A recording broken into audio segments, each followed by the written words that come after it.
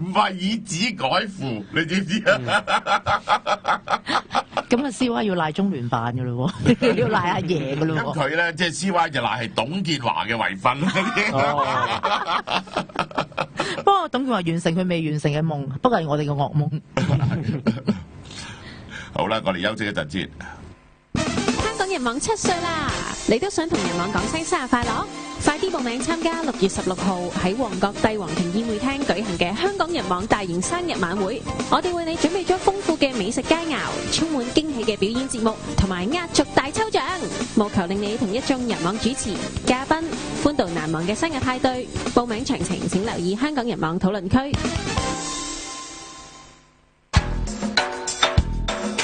香港瑜伽協會主辦 Yoga Gala 香港國際瑜伽比賽大會，由主席 Master Dixon 聯同7位國際級大師主持表演、研習班同比賽。5月26至27號喺九龍灣會展，全日有得睇、有得玩，仲有嘢送。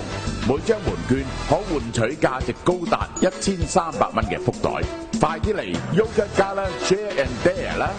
報名查詢 www.yoga-gala.com。知識係改變命運嘅力量。國際釋迦文化中心送贈俾山區學校嘅兒童百科全書，結集3000多名學者，花上7年時間編製而成。若果你都想參與今次活動，中心可以代辦並送到受惠學校。每套兒童百科全書連運費港幣180蚊。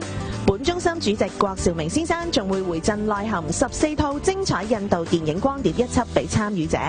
請將存款收條連同姓名及聯絡資料傳真23380633或電郵至 aardf@navigator.com。想了解郭兆明先生多年嚟改革農村嘅工作，可瀏覽 www.happyhari.com。喂呀，你做咩唔望我啊？哇，小姐，你成面暗瘡同黑頭，唔係唔望，係唔敢望啊！吓，我已經試咗好多方法，但係都冇用喎。不如你星期一或者星期三晚收聽明星潮語館同食得精彩時段嘅 Jacqueline 護膚教室，皮膚及暗瘡治療專家 Jacqueline 會講解不同嘅皮膚問題，教大家養生美容、健康身體、改善皮膚嘅方法。到時點指望你，仲錫晒你添。教你健康身體、改善皮膚嘅 Jacqueline 護膚教室，由 Jacqueline Beauty 送上。想終極暗瘡，快打31884002預約免費皮膚諮詢。靚煲王促新推出赤版豚骨煲，鮮辣新口味，好特別。除咗正宗澳門豬骨煲同靚煲王，佢嘅新鮮手切肥牛同專門搜羅嘅優質新鮮生料，亦都遠近馳名。靚煲王仲係衛生署認證嘅有形食肆。嘗一嘗靚煲滋味，即打23990812或上 www.23990812.com。星期1、3、5，蕭生坐鎮，陪你遊走古今時事，道盡文史哲理。風也蕭蕭，現在開始。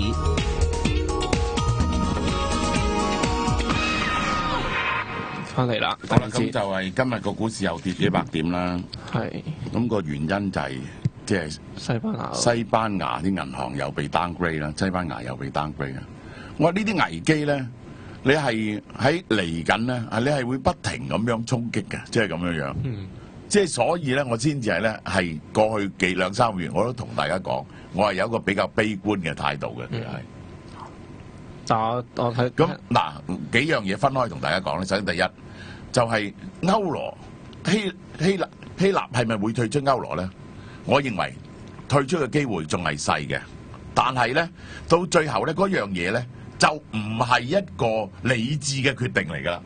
即係舉個例，6月選舉出嚟，結果就係冇人贏又組唔到政府，呢個已經係唔理智嘅。你想唔退出都唔得㗎，立即係即係咁樣係。你做任何動作都唔得啦，即係證明冇人承認㗎嘛，嗰啲嘢係同即係同 IMF 同埋歐即係EU 冇辦法再撥錢俾你㗎嘛，咁樣係你唔認數啊嘛，係蠢多於一切嘅，到最後嚟講係。佢哋係咪冇意志同埋冇決心去做一個決定？係啊，咪但佢組唔到國，佢都係佢而家係冇辦法喎。咁呢一個咧就係呢一個，但係咧現實咧就多數唔會發生最惡劣嗰樣嘢。我認為我都多認為退出，但係退出咧就唔係因為即係希臘或者歐洲嘅人選擇佢退出，其實德國大部分人咧已經認為咧不如俾佢退出㗎啦。最近嘅民意係即係咁樣係，但係退出嘅代價咧，整個歐洲係要付出1萬億歐羅，大家諗下幾大鑊，12萬億港紙。12萬億港紙，好大喎！係大鑊過呢一個Lehman執笠幾多倍？淨係呢一個震撼係，即係咁樣係。好大喎！而同時係咪會衝擊意大利同西班牙？受頂唔頂得住咧？即係咁樣。而家仲有貨嘅人應該都係賭緊冇呢件事發生。咁但係阿蕭生你喺微博度都講喎，即係短期內有個反彈喎，即係你係叫人減持咯，趁呢個反彈。係，我都係咁講啦。即係所以，但係有啲人就係即係香港嘅樓價咧，仲係唔跌得喎？點解咧？我都話俾你聽，其實貨幣政策係決定咗樓價嘅絕大部分。呢個係梁振英唔識嘅。你而家咧係負利率嘅情況，同埋咧大陸嘅政治震盪得咁犀利咧，我識得人真係有人攞錢落嚟一買10間豪宅喎，即係咁樣。即係計新聞話我可以買100個 LV 之後就買10間豪宅。因為佢而家好驚喺大陸啲錢咧，就講翻我哋今日講嘅題目，係俾人哋拉咗之後咧充公咗，你知啊？拉人封艇啊！大陸嘅中央委員有直系親屬喺美加嘅係91%，候補中委係87%。大家準備走噶咯。所有人都係有直系親屬喺外國㗎，咁尤其是咧，即係第一時間要冚家就拉住個槍斃都好啦，都要攬住啲錢先，你一定要攬住啲錢先，你知唔知點解？哇！咁佢屋企人都要使㗎，而且佢攬住啲錢仲可以疏通喎。係啦，你冇錢點可以買翻條命啫？你一定要有啲錢喺安全地方先得㗎嘛，即係呢個係。即係國產007都教你啦。而嗰啲錢如果喺大陸嘅話，你就用唔到嚟買平安，因為佢可以充公你。可以充公咗你㗎嘛？即係呢個大鑊啊嘛！呢一個係。咁呢一個咁嘅環境咧，你問我睇咧，我就真係唔識睇，即係實在咧係，即係實在係太大鑊，即係呢啲嘢係。咁我哋啲小市民點算啊？過去嗰5-6年咧，你聽見我講，我呢啲嘢我唔使驚嘅，呢啲嘢唔使驚。其實係一定可以解決，只有歐羅解體係真係一樣值得驚嘅嘢嚟嘅。係不能想像嘅，歐羅解體根本就係即係咁係。係美國點樣QE 咧都唔能夠頂住歐羅解體呢一個咁樣嘅缺口嚟嘅，世界第2大貨幣，即係咁樣係。咁第二就係當然就係講翻大陸嘅情況先啦，大家都講啲 sexy 嘢先啦，講下章子怡先啦，你講下啦。喂，我見到你呢度寫住嗰個 topic 好好喎，叫中國第一金雞喎，呢個名好好喎。喂，因為章子怡而家真係憑住佢過去10年賺咗7億喎，都係當之無愧喎。中國第一金雞，因為佢同不同嘅高官瞓覺，係靠性交易喎，10年內有7。唔係，而家新名詞叫互動啊，係互動係啦。係咁嗱，首先第一，即係我哋嗰個報導係起源於邊度嘅咧？蘋果係轉述嘅，係博訊啊，係來自博訊嘅。博訊網話呢個網好把炮嘅喎，好把炮喎。係由美國嗰個民主咁咧呢一個阿章子怡咧就出咗嚟否認㗎啦，我一定要強調呢樣嘢。係啊，佢出咗律師信㗎啦，你都影咗俾蘋果睇㗎啦。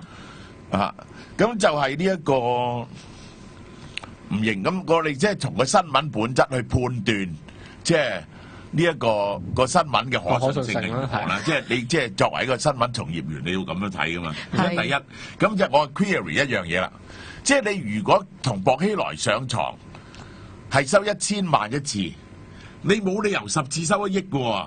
因為成隻賓道一路退喎，其實大部分咧係得到佢家嘅滿足嚟嘅啫喎，好大部分係食虛榮嘅啫喎，即係瞓起上嚟咧係冇大分別嘅喎，你唔會一條直線過，每次都俾1000萬去瞓嘅喎，即係呢個令個新聞咧係值得懷疑喎。咁但係我又要問喎，佢名氣加咗咧，名氣加咗可唔可以加啲啊？有一 balance 翻個新鮮感啊？咁佢個名氣嗰段時期不停上緊，變咗國際巨星，所以咧佢收翻佢個折頭，大家咧就嗰間 balance 化，同埋係一個合理嘅估計，同埋都。但係咧，除非咧佢係好似即係佢有新料白粉咁樣樣嘅，上癮。佢咪有食完一次你一定要食嘅，即係你係上癮嘅。佢有啲看家本領，即係冇咗佢咧你就唔過癮嘅，即係咁樣係咪咧？即係係咯，可能個床上功夫一流。你睇2046嗰場戲，其實佢都會好搏殺下嘅。即係會唔會因為兩樣嘢？一就係可能佢第5、6次咧又加啲新嘅絕招，咁又可以留住佢啦。又或者咧係佢又識做 promotion，佢間中咪去攞睇俾人影到嘅，咁又可以引翻啲舊客翻嚟。好啦，咁然後咧，如果啫，我意思係咁即係咁呢點就係咁講啦。但係咧，聽講話咧，佢正宮係出自徐明手上嘅，係因為係佢俾喎，得嘅，佢俾嘅，佢一個人咧，佢包埋俾埋薄熙來嗰份咧，就俾咗1億5，所以佢而家咁大鑊啦自己。咁咧嗱，首先第一咧就係佢係唔係同薄熙來上床？我哋就存疑啦。但係佢同人哋上床收錢咧，我係絕對唔會懷疑。即係咁係咪薄熙來咧？咁呢個就難以證實。係，因為即係你要知道，章子怡係一個咁努力嘅女人啊嘛，你知唔知啊？即係呢個又要講翻大陸嘅拍戲嘅生態喎，係嘛？係啊，大陸嘅拍戲咧就已經一定要陪晒成個幕後成個 crew 瞓嘅啦。既然係咁，不同埋老闆咧。咁所以有幾個咧，絕對係咁樣發咗達嘅，即係咁樣，唔係靠拍戲，係拍戲咧出咗名，而係陪老細咧就發咗達嘅。咁而家咧呢個章子怡作為國際第一中國女星，賺7億5咧，係可以申請健力士世界大全嘅，即係呢一個係。咁佢有好多前輩嘅喎，都佢而賺得多，可能因為而家個即係。inflation 啫，佢啲前輩都唔少嘢嘅。第二咧，聽講話國內第2大嗰個咧就係范冰冰啦。范冰冰好 Q 犀利嘅，范冰冰係。你又知道？係啦，你又知道。輪到我哋收律師數到啦，大佬。係，即係范冰冰咧係起碼賺咗5、6億嘅，係好有錢嘅。范冰冰係。嗱，佢冇話係用咩嚟賺5、6億嘅，佢係賺咗5、6億啫嚇。係啊。即係。大陸女仔嗰種搏命法咧，就即係咁啦。嗰啲潛規則咧，就去到咧，即係阿媽咁樣樣，咁已經有女人送上門嘅。如果大陸拍戲就聽我係咁聽過噶啦，即係燈光師啊、攝影師佢哋其實都有得。攝影師啊，佢哋都要燈光師一般整蠱佢噶嘛。係啊，咁咧唔會蝕底嘅。係啊，打到佢個面太白又唔得，咁咯，佢哋樣打靚啲咯。咁你係編劇，咁梗係重要啦，寫戲俾佢，導演梗係重要啦，咁我咪應該係梗係重要啦，係咪啊？呢啲就唔使講啦，但係化妝又重要啦，化妝真係片又重要啦，有冇剪嬌咗佢咧？咁我係咪應該翻大陸做啊？係啊，你後期㗎喎，一算，佢哋好驚㗎，因為唔知你會加粒暗瘡落去啊嘛。梗係啦，係啊，咁即係做特技啊，咁你要應酬好多人㗎嘛，好忙㗎嘛，即係咁樣係，即係唔分啤你塊面啊！即係原本其實佢哋都已經有套咁嘅潛規則啦，咁其實只不過係對象變咗少少啫。如果真係老細或者係政治人物嘅話，係啊，咁樣呢一個。嗰個章子怡嘅 EQ 之強咧，我係徹底佩服嘅。即係呢個人嗰種努力法，嗰種向上爬嘅衝勁咧，係即係一樣嘢。我睇見嗰啲報道咧，我直情覺得叻，呢樣嘢真係叻。佢去日本做咗出戲，係冇人跟佢唱，佢全部戲講日文嘅，係靠死記住啲日文背咗佢。記住啲音節啊，音節啊，佢唔識日文嘅，可以拍一部戲完全係講日文嘅，即係好有毅力，同埋佢好聰明。你淨係睇下《十面埋伏》嗰場鼓舞啦，你話你要練幾耐啊？即係咁樣。係你唔明個意思係好難做嚇。唔係咁 honest 喎，其實佢做戲係好嘅喎，因為佢真係有嗰個佢壓到場嘅喎，細細粒。不過咁人哋國際巨星啦。係。咁呢一個就係即係第2大戶就係范冰冰啦，即係咁樣樣係咪啊？即係咁樣。咁好啦，咁講翻大陸嘅問題啦。大陸嘅問題2單嘢啦，一單江西宜昌最近又發生咗暴動，就因為打死人。另外一個就溫州啦，你講講。嗰度又有焚體事件啦，即係又係即係又係衝擊咗政府大樓咯。係將成個政府大樓控制咗，又係，即係大陸經常都出現有嗰啲反警車嗰啲啊，係啊，嚇，咁就係呢一個即係呢一個阿章子怡就可以做一部妓女回憶錄，呢個金雞回憶錄。有金陵13釵喎。嗱咁樣樣，大陸嘅局勢咧，我同時講埋香港嘅貪腐形勢咧，就係幾樣嘢好清楚嘅，又試圖咧係講咧平反6四嚟到打擊政敵，係用呢樣嘢咧嚟威嚇人哋。嗰個貴陽嗰度係發生咗嗰個6四示威，係冇被公安連續2日都仲未有人制止咯。睇條片啦。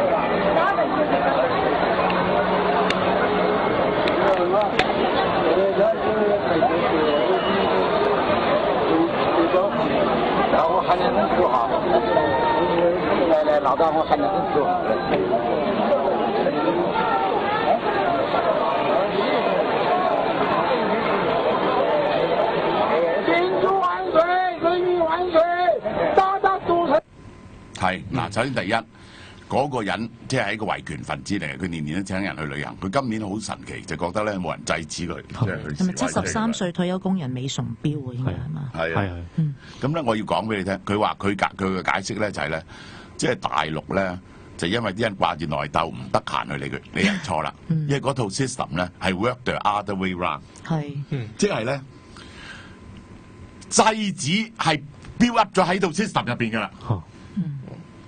唔制止係有人要落命令嘅，調翻轉頭係，即係等於咧男人性興奮咧，其實嗰套機制咧係你意圖你想象嘅咧係調轉嘅。你正常咧係興奮嘅，反而咧唔興奮咧係要抑制嘅。你知唔知點解啊？即係成套機制係咁樣調轉啦。你唔知啊？當局者迷喎，一處理。佢咁樣問我，因為咧佢正常係興奮。你要抑制佢，佢先至唔興奮咧。彎嘅機，如果一彎一樣嘢嘅刻咧，你明唔明啊？佢咪興奮咯，你仲可以搞咯，你知唔知啊？調翻轉頭，你係要做嘢先至興奮咧。佢平時係唔興奮咧，你於是咧就係一彎一個機制咧，你就唔興奮嘅狀態多，你就瓜咗噶啦嘛。咁即係保障人類嘅繁殖啦。所以興奮係常態嚟嘅，其實即係蕭生，你覺得成世人 keep 住硬係冇咁大鑊嘅，不舉係大鑊啲。即係唔係不舉，你自然冇晒後代啊嘛。所以咧兩套 system 咧，佢係要調轉，係比較有利嘅喺機會上，你明唔明啊？呢一個係係咪鬆一口氣啊？一樹，而你係正常嘅，原來好。所以咧，大陸咧抑制咧係正常嘅，你知唔知？即係使鬼落柯膽咧，一聽見6四兩個字就已經冚 Q 你啦，係咪啊？係啊！而且咁多人因為呢樣嘢收緊錢啊，大佬，佢哋都想呢個 system 繼續啦，佢自己都會撲出去制止啦。係啊，即係成個維穩個機器。唔係即係當係有人特別落命令先至會咁樣發生。即係正常嚟講，一個武警喺個街嗰度，佢見到有人拉個咁嘅橫額，佢覺得究竟係鎮壓會可信啲定唔鎮壓會可信啲咧？係咪先？普通嘅差佬啊，即係你使鬼命令咩？個公安見到人攞支6四旗出嚟，已經撲埋嚟啦，已經係。反而要抑制係困難嘅，其實。即係呢個習慣成自然。呢個好明顯係一個好明確嘅指示，話唔好搞，先會夠膽唔搞噶嘛。係啊，同埋係咁樣冇搞到2日，大家知唔知嘅後果係點啊？6四嗰日點算啊？係全國幾多笪地方學啊？將會係，即係呢個係一個 promotion 嚟嘅。尤其有片啊，今次係嘛？係跟住呢幾日真係要慢慢觀察下。即係佢讓呢樣嘢成為一個示範作用㗎。係啊，個色圖話得嘅，咁全國有幾多人學啊？係啊，我想知道，如果呢條片喺大陸瘋傳到，即係6·4嗰一日，究竟有幾多個地方有人舉呢啲橫額咧？會係咁，佢就試下水溫啦，就睇下有幾多人支持，係決定係咪平反咯，即係咁樣係。同埋阿陳希同寫嗰篇嘢能夠今日放出嚟，當然係啦，即係咁樣係。你會講笑啊？即係陳希同寫嗰篇嘢又係，佢洗刷晒自己嘅責任啊嘛，陳希同都。但係咁係另一種困難嘅咯，因為而家好多人自辯都係將所有責任推晒喺鄧小平身上啊嘛。係啊，講話唔關佢事啊嘛。但係咁見到平反6·4等於批鄧咯，等於批鄧噶。咁結果批鄧啊，即係李鵬又咁講，陳希同又咁講啊嘛。咁佢真係成為替死鬼咯。因為佢死咗，因為佢死咗啦嘛，係咯，佢替死鬼咯。即係可能受控制嘅一個 scenario 就係，即係嗰種批鄧係好似就話毛澤東7·3開嗰種批法。嗱，中共嚟緊嘅嘢，第一我可以話俾大家聽，我係收到確實嘅消息，嗰啲做高鐵嘅人係大量印緊銀紙，嗰啲高鐵冚唪動翻工。其實我有篇朗含平嘅文章係講最近嘅情況，但係今日唔夠時間同大家講。但係佢話中國呢一個咁嘅經濟持續發展係不可能嘅。因為就係靠不停掟錢落去起基建而 keep 住個經濟增長，而大家你知道咧，個經濟越大刻咧，你要掟更加多錢落去，你知唔知啊？於是咧冇可能唔造成超級通脹嘅，而係造成天文數字嘅債項，即係咁樣樣係。咁呢個情況係咪好似日本大蕭條之前？係啊，佢就係好似日本大蕭條咁樣，呢個係一個即係呢一個係一個自殺嘅即係延緩自殺嘅行徑嚟嘅，即係當你個貨幣去到80萬億，你下次增長20幾個%就要增長20幾萬億㗎啦嘛。如果唔係咧，你就 keep 唔到呢個 momentum 啊嘛。即係呢個點會唔引起超級通脹咧？郭台銘都話喺嚟緊嘅1年啊，大陸佢嗰啲廠要再加1倍人工。你話個通脹壓力係會大成點樣？即係你可唔可以話凱恩斯主義其實好似一種抗生素咁咧？即係間中食下都得，但係如果陳希同話死咗200幾人，陳希同係話死咗200幾人。即係佢話天安門廣場就冇死到人，但係其實周邊一路都有死人咯。係啊，咁好啦，習近平一定做嘅嘢，我可以肯定話俾大家聽，包括港澳在內，包括大陸在內，係進行3反5反啊嘛。其實係用反貪腐為名去拉好多官，將會係而家已經開始咗啦。已經有徹底清洗光牌啊嘛！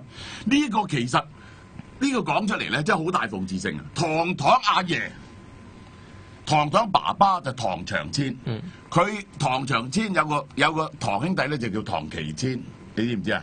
唐長千爸爸咧就係留喺上海嘅，係忠於黨、忠於人民、愛國嘅。係佢就第一個將廠捐俾共產黨，政協副主席。佢第一個俾共產黨鬥嘅。其實一樣嘅啫嘛，即係呢樣嘢係，因為輪到堂堂啦而家。呢個共產黨合作係冇用噶嘛，到最後係。唔係依我諗由97問題到而家，即係一個最呃到好多香港人嘅一個方話，就係話而家嘅共產黨同以前嘅共產黨唔一樣咯。但係其實佢哋連對付政敵嘅手法都一樣嘅，因為以前都係中意用貪腐嚟到打擊對手嘅，以前都係用呢啲罪名嘅。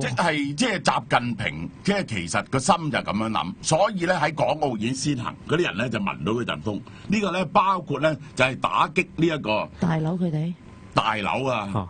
即係所以李嘉誠，即係李嘉誠就要退休啦。李嘉誠最聰明啊嘛，即係呢個你睇下跛豪就知啦。即係跛豪阿呂樂係臨走同阿邊個講，同阿呂良偉講，同跛豪講，喂，呢次廉署唔講得笑啊，大家最好唔好撈。只要佢咪又學以前反貪污嗰啲，唔使理佢。你呢次就大 Q 鑊啦，我話俾你聽啦，即係咁樣。成個來西港澳嘅舊傳統勢力係將會俾佢哋打壓到不得了，即係咁樣係。咁今朝傳話，即係阿李嘉誠同埋阿 CY 食一餐飯，其實係都真係和頭走嚟嘅咯。係啦，咁啊，李嘉誠話我唔關我事啊，我而家唔理啦啲嘢。你同阿李澤鉅又會配合你嘅。咁李澤楷冇牙煙。係啊。咁李澤楷多數嘢一定啊，咁而唔止係香港啊，係大陸嗰啲你頭200名嗰啲富豪咧，同埋嗰啲官咧，你會見到俾人哋掃到咧係一清二楚。但係咁仲有個危險嘅喎，咁啲資金咪外流得仲快。係啊，分分鐘有變咗大逃亡喎。呢個係啊。嚇。資金大逃亡咯，即係暫時嚟講，香港啲樓價咧，會升原理上咧仲係俾佢哋頂 Q 住咗嘅，就係咁解咯。呢個就係死之前嘅一個回光返照。但問題而家你港澳大整縮啊嘛，分分鐘最後港澳啲資金都會大逃亡咯。係啊，同埋成個營商環境都會變成咗不利嘅喎，呢一種咁嘅唔穩定啦，佢係都會影響信心。呢一個掃除貪腐係佢必定做嘅嘢，習近平嚟到建立呢個聲望。另外左右兩隻手。一隻手就係平反六四，擺咗呢張牌喺度，再睇下究竟民間有幾多支持，作為將個黨組織個政府組織翻天覆地嘅民粹基礎，即係好似梁振英咁樣，反官商勾結。另外一個汪洋喺廣州係搞緊工會直選，佢會打民主嘅旗號㗎，到必要時就咁，所以咧我哋喺香港咧係唔使驚嘅，即係咁樣係。即係呢個子雍正啫嘛，即係咁樣。習近平唔係第二個胡錦濤嚟㗎，我而家睇見佢係會用做一啲戲劇性嘅招數嘅，係有 conviction 嘅呢條友係。